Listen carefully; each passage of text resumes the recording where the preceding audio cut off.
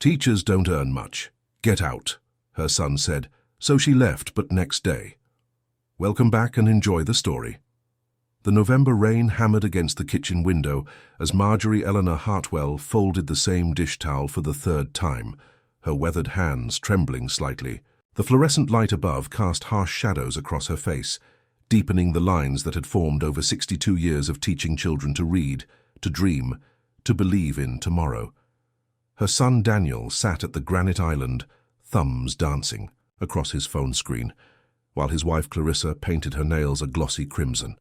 "Mom," Daniel said without looking up, his voice carrying the casual cruelty of someone discussing the weather. "Teachers don't earn much. You'll land on your feet. We just need our own space now, it's nothing personal."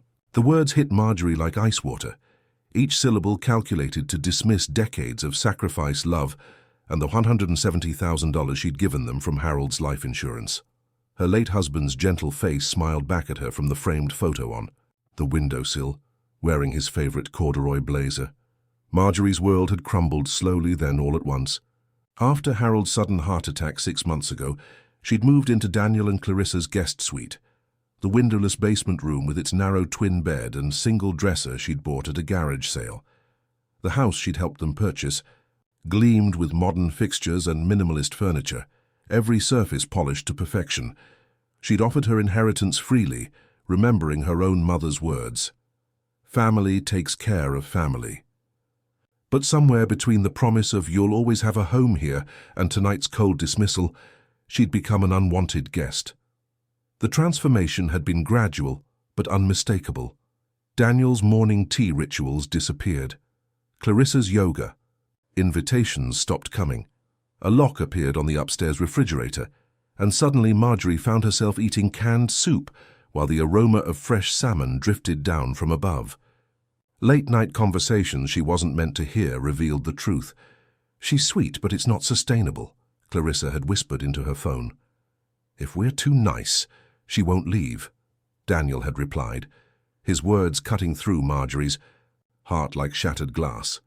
Standing in the kitchen that evening, Marjorie felt the weight of her cardigan pulling at her shoulders as she watched her son's face, illuminated by the blue glow of his screen. Clarissa blew on her fresh manicure, not bothering to acknowledge the woman who'd raised the man she'd married. "I understand," Marjorie said quietly, her voice steady despite the earthquake in her chest. "I'll pack tonight." Neither of them asked where she would go. Neither offered to help her find a place. They simply nodded, relief washing over their features like she'd just agreed to take out the trash. But what would Daniel's reaction be when he discovered the truth hidden in her red folder?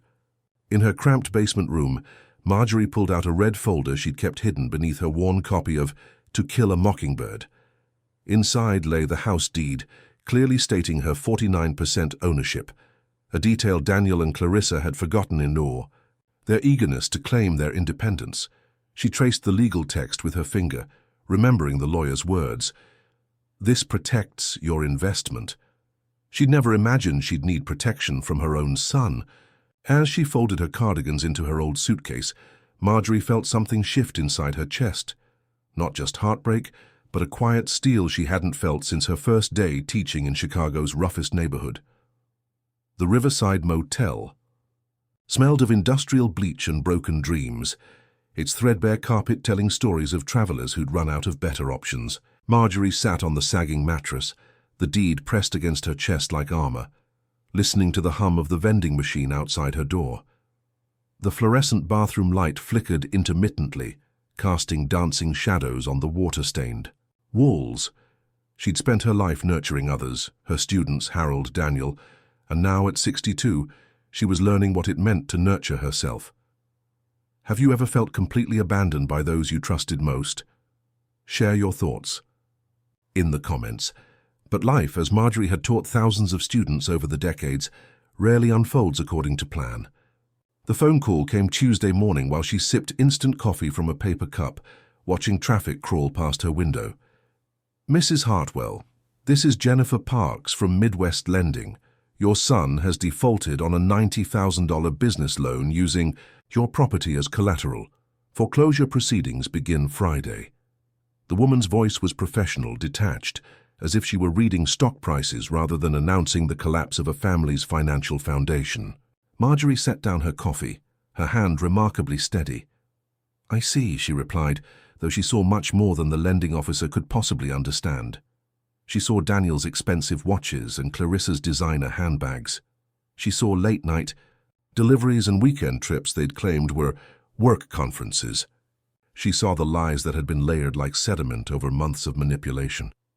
"Thank you for calling," she said simply, then hung up and walked to the motel's business center to print the necessary documents. For the first time in months, she felt a spark of her old strength returning. The next few days moved with the inexorable pace of a Greek tragedy. Clarissa's social media exploded with tearful videos filmed in front of their gleaming front door, her mascara artfully smudged, as she sobbed about being evicted by family. The comment section filled with outrage and sympathy, none of it directed at the woman who'd actually been betrayed. Marjorie's phone buzzed constantly with messages from former colleagues, church friends, and distant relatives, all demanding explanations she wasn't ready to give. Her silence, she realized, was the most powerful statement she could make. Daniel's text arrived Thursday evening, all caps and fury. "You ruined us! How could you do this?" Marjorie stared at the message for a long time, then deleted it without responding. She'd raised Daniel to take responsibility for his choices, though clearly that lesson hadn't taken root. As she watched the evening news, a story about teachers struggling to afford housing made her smile grimly. At least she'd learned her own worth before it was too late. The strength she'd once used to face down unruly teenagers was returning, tempered now with hard-won wisdom. The truth has a way of surfacing, like oil on water. By the following week, Daniel's business associates had begun talking, sharing stories of his gambling habits and failed investments. The bank's records painted a clear picture of financial recklessness that had nothing to do with his mother's generosity. Marjorie's pastor called first, then her former principal, then her cousin Martha in Wisconsin. "We're so sorry," they said, one after another. "We should have known you'd never abandon family without cause." Their apologies felt like warm blankets after months of cold shoulders. But the real test came on a rainy Thursday afternoon, when Clarissa appeared at Marjorie's motel door, baby in arms and designer diaper bag slung over her shoulder. "She's your granddaughter," Clarissa whispered, her voice breaking with practiced emotion. "Her name is Emily. Please, she needs her grandmother." The baby was beautiful, with Harold's gentle eyes and Daniel's stubborn chin, and for a moment Marjorie's resolve wavered. Then she noticed the recording device protruding from the diaper bag's side pocket, its red light blinking like a warning. "You came to bait me," Marjorie said, her teacher's instincts sharp as ever. "To record me saying something you can use." Clarissa's face crumpled, but she didn't deny it. Instead, she stepped closer, the baby beginning to fuss in her arms. "We have nothing," she pleaded. "We're desperate." Marjorie looked at the designer bag, the new winter coat, the expensive stroller visible through the doorway. "Then perhaps," she said quietly, "you should have thought of that before you chose greed over gratitude." She closed the door firmly, her heart breaking, but her resolve stronger than ever. The restraining order was filed Monday morning, along with copies of every text message, bank record, and social media post Marjorie had carefully documented. The local newspaper ran the story Wednesday. "Retired teacher's quiet fight for dignity exposes family's financial fraud." The article detailed Daniel's loan defaults, Clarissa's manipulation tactics, and the community's rally around a woman who'd given 4 decades to educating their children. Support flooded in from former students, now adults with families of their own, sharing stories of Mrs. Hartwell's kindness and the impact she'd made on their lives. Each message felt like a small victory, a reminder of the good she'd done in the world. 6 weeks later, Marjorie stood in her new home, a bright, coastal condo in Evanston, purchased with her pension savings and a loan she could comfortably afford. Sunlight streamed through large windows overlooking Lake Michigan, warming the hardwood floors Harold would have loved. She'd furnished it simply but beautifully, with books and plants and the watercolor paintings she'd always wanted to try. The silence here felt different, not empty but full of possibility. She donated half of her remaining savings to the city's literacy program and a women's shelter, knowing Harold would have approved. The letter arrived on a Tuesday, Daniel's handwriting unmistakable on the cream-colored envelope. Inside, just 3 lines. "I know I failed you. I named her Emily Marjorie. She deserves to know her grandmother someday." Marjorie folded the letter carefully and placed it in her desk drawer next to Harold's last love note. Then she walked to the beach where waves rolled endlessly toward shore, carrying away what was broken and bringing something new with each tide. "Still your mother," she whispered to the wind, "but never again your doormat."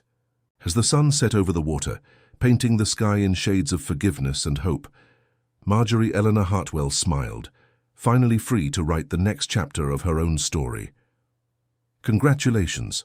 Type 7 in the comments, so I know you stayed with me until the end. Leave a like and subscribe, but only if you truly enjoy what I do here. See you.